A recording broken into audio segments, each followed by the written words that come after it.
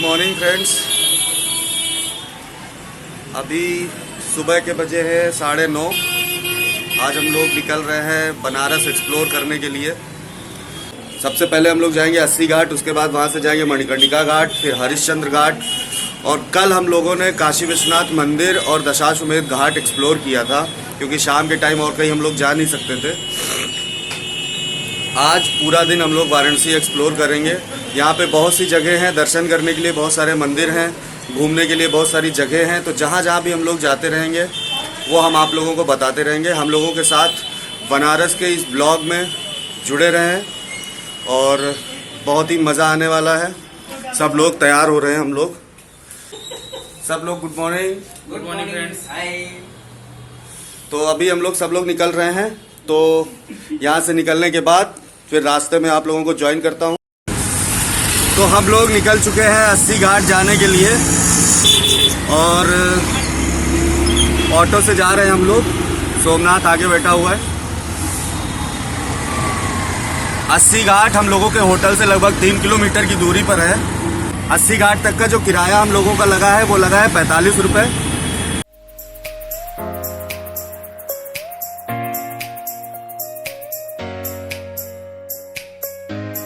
ये अस्सी घाट की रास्ता है। हम लोग जा रहे हैं अस्सी घाट पे।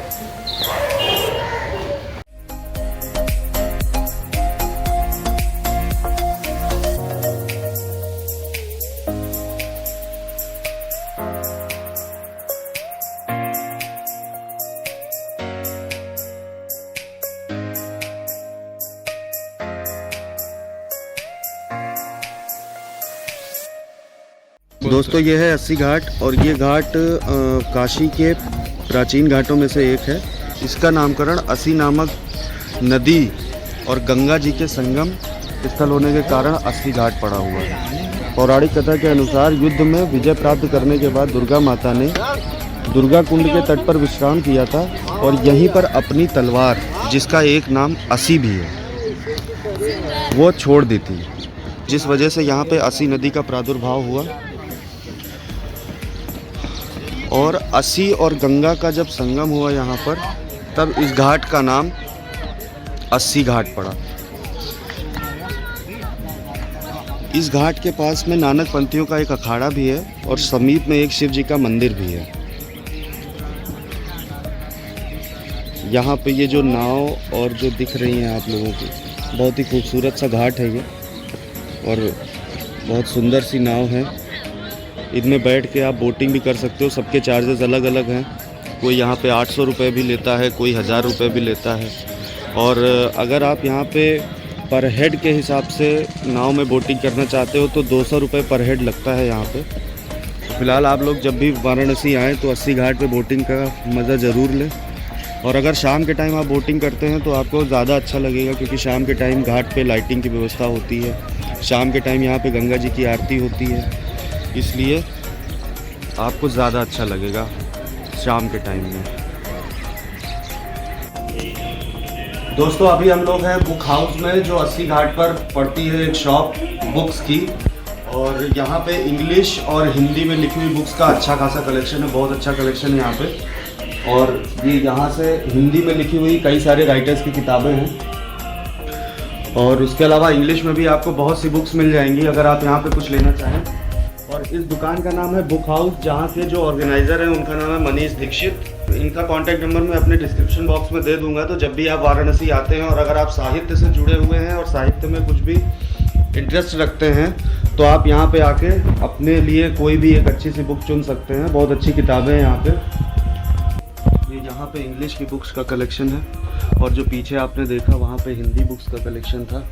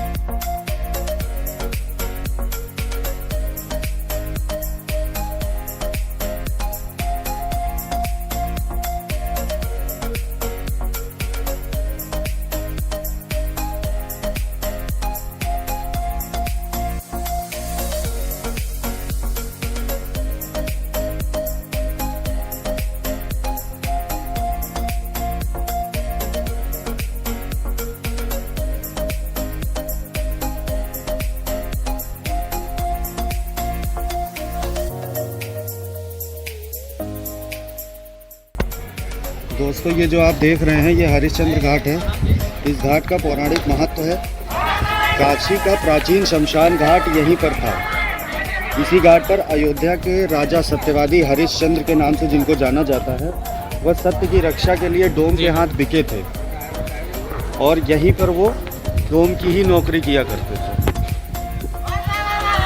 आज भी यहाँ पर शवदाह किए जाते हैं और जिनके विजुअल्स मैं आपको अभी दिखाऊंगा कि आज भी यहाँ पर शवों का अंतिम संस्कार किया जाता है।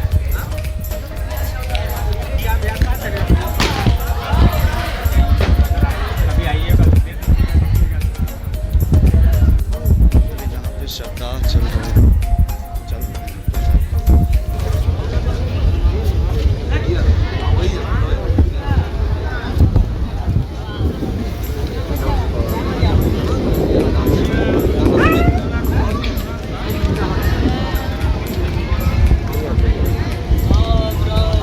दोस्तों पूरी दुनिया में लोग जीने की कामना करते हैं और काशी एक ऐसी जगह है जहाँ पे लोग मरने की कामना करते हैं, क्योंकि कहा जाता है कि यहाँ पे जिस इंसान की मृत्यु होती है उसको मुक्ति की प्राप्ति हो जाती है।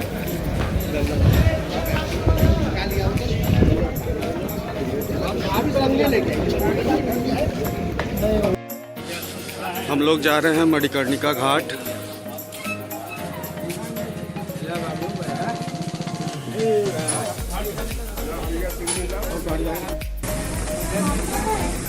ये मणिकर्णिका घाट है।